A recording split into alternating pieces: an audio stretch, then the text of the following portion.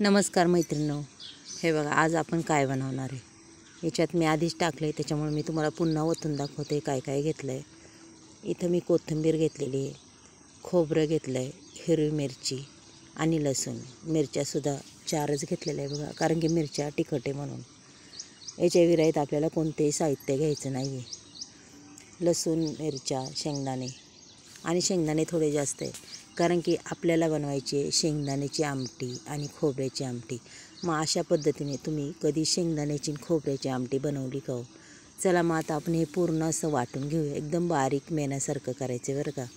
आणि खूप म्हणजे एकदम चवेला भारी लागणारी ही शेंगदाण्या खोबऱ्याची आमटी बघा। इथं मी जिरे टाकते, कारण की कधी कधी कालवणाला भाजीला काहीच नसलं तर आपल्या डोळ्यासमोर असतात एक शेंगदाणे आणि घरातलं दिसतं खोबरं। पण माणूस काय म्हणते शेंगदाणे खोबरं आहे, पण करायचं काय?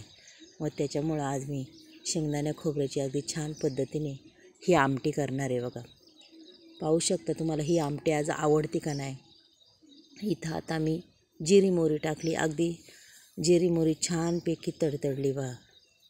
त्याच्यानंतर मी कढीपत्ताही टाकून देणार आहे, कढीपत्त्याची बी अगदी छान तडतड फोडणी। त्याच्यानंतर टाकणार एक कांदा चिरलेला, कांदा बी अगदी मस्त परतून घ्यायचे पहा।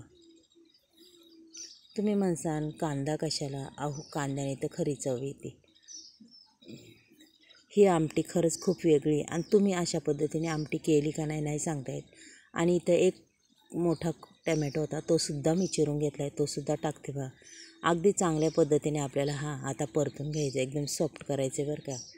बघा आता तुम्ही बघू शकता मी कशा पद्धतीने परतते। त्याच्यानंतर एक बटाट्याचे काप हे सुद्धा मी त्या आमटीत टाकणार आहे। बटाट्याने काय होतं, एक चांगली एक चव येते, आणि त्याच्यामुळे मी हे एक बटाटा टाकणार आहे। हा बटाटा कमीत कमी म्हणतात ना 80% याच्यात तेलातच शिजला पाहिजे, अशा पद्धतीने मी करणार आहे बघा। चला आता बटाटा तर आपल्याला 80% शिजून घ्यायचा आहे याच्यात। हे बघा किती सुंदर परतलं आहे। तुम्हाला कांदा तर दिसतच नसेल आता, आणि टमॅटो बी नाही दिसत, फक्त बटाटा आहे, एवढं मस्त परतलं आहे। मग पाहूया आता आपण पुढे काय करायचं। इथं टाकते मी धना पावडर,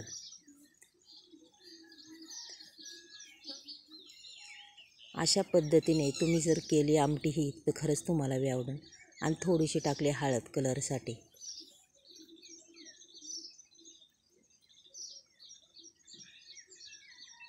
आता जे आपण वाटण वाटले ते सुद्धा टाकून घेऊया बघा। अगदी मस्तपैकी ते सुद्धा परतून घ्यायचे बरं का आपल्याला। आता टाकायची आपल्याला कोथिंबीर। कोथिंबीर मी वाटणात बी घातली आणि इथं सुद्धा चिरून घेतलेली आहे बघा। पाहू शकता तुम्ही, कलर बी किती सुंदर दिसतोय, अगदी मस्तपैकी।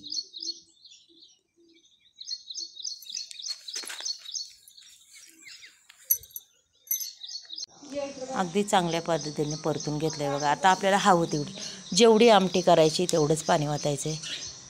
मी इथं 4 माणसांपुरती करणार आहे पहा। हे बघा एवढीच करणार आहे, आणि अगदी मस्त होणार आहे बरं का। जास्त पातळ नाही काय नाही, मस्त अशी आमटी होणार आहे ही, पाहू शकता तुम्ही। आणि मैत्रिणी तुम्हाला ही आजची खोबऱ्याची आणि शेंगदाण्याची आमटी कशी वाटली नक्कीच मला सांगा।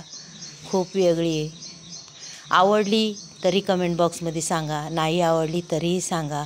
इथं टाकणार आहे मी अजून एक वस्तू, ही कस्तुरी मेथी।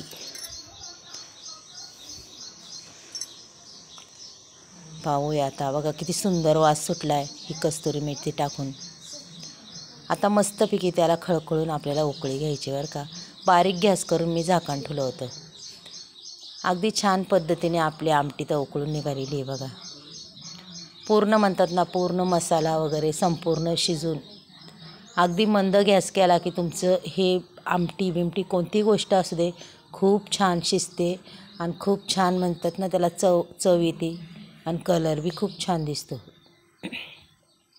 चला मग तुम्हाला एक आमटी काढून दाखवते। आजची आमटी तुम्हाला कशी वाटली मैत्रिणींनो, नक्कीच मला सांगा। वाटते ना छान, आणि खूपच छान हो। भातासंग खाऊन बघा ना, खूप भारी लागते.